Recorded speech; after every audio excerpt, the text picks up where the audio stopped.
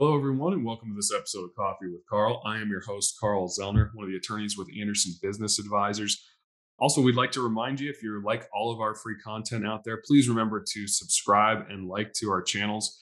It's just a nice little reminder that y'all enjoy the free content. So if you would please, hit subscribe and like. Today, I wanted to opine a little bit on double taxation within a corporation, specifically a C corporation. It's one of those items that pops up quite frequently, especially when we suggest setting up a C corporation over an S corporation. First and foremost, I can't give you a this is the rule every single time for investors. It's going to depend on what you're doing, on which entity we would suggest. But I just want to talk a little bit on the double taxation portion. Usually, when somebody's talking about double taxation in a C corporation, it's because the C corporation currently pays a flat tax of 21% on income. And then if you pay yourself a salary or dividend, they're considering the second payment taxable. Starting with the most obvious would be the salary, because people, want to pay themselves out of their C corporation. When you look at paying yourself a salary, a lot of times it sort of comes out as a wash, because when you pay yourself a salary, your corporation is taking a deduction for paying that salary. But yes, you are paying your personal tax rate plus your self-employment tax. You're splitting with your corporation on that income. So there's I would say that's almost a one level of taxation there, not necessarily a double, but that's what most people think when you pay yourself a salary, or the example they give. Actually, the most pure form of double taxation in a C corporation is your dividend payment.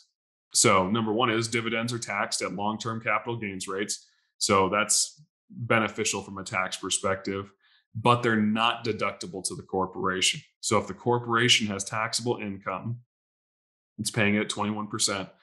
And if it's paying you a dividend as a shareholder or owner, then you're then paying tax at long-term capital gains rates.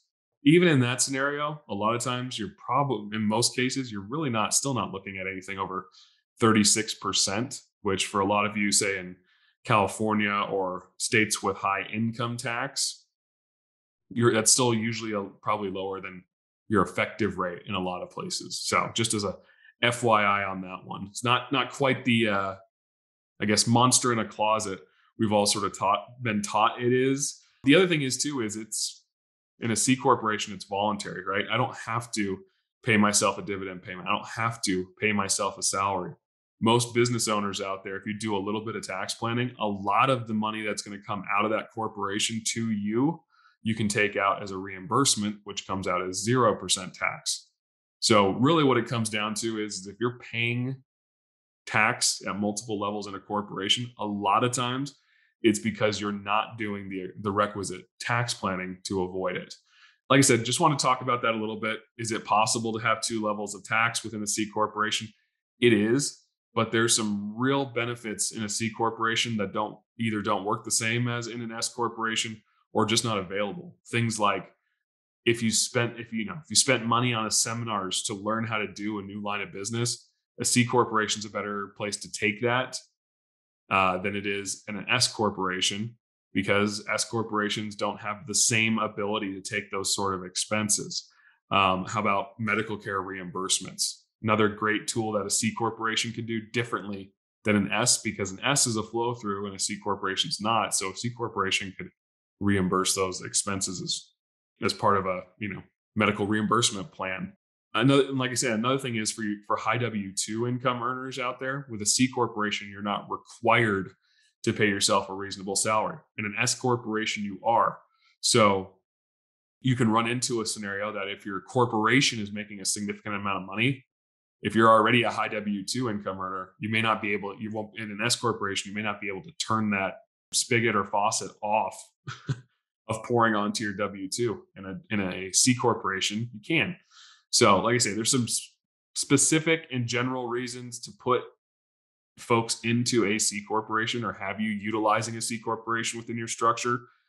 But I did want to talk a little bit about the double taxation thing, because it is one that, of course, pops up quite a bit, right? I mean, it's just sort of out there in the ether, and we've all been taught to fear it. So, yeah, if you're already a client and you have some additional questions, we encourage you to reach out through our Platinum system. It's great. You have many different ways to get in contact with our professionals and attorneys. If you're not already a client and you have some additional questions, I encourage you to take advantage. We do free consults. We'll put you together a wealth planning blueprint, which is just a visual depiction of a structure we would suggest for you that takes into account both legal and tax ramifications of what you're doing. And I would also suggest that you please hit like and subscribe so we know it's worth our time to keep making a bunch of free content, because we love doing it, love sharing the information, and love working with folks to get them the most, keep more of what they earn and get the most bang for their buck.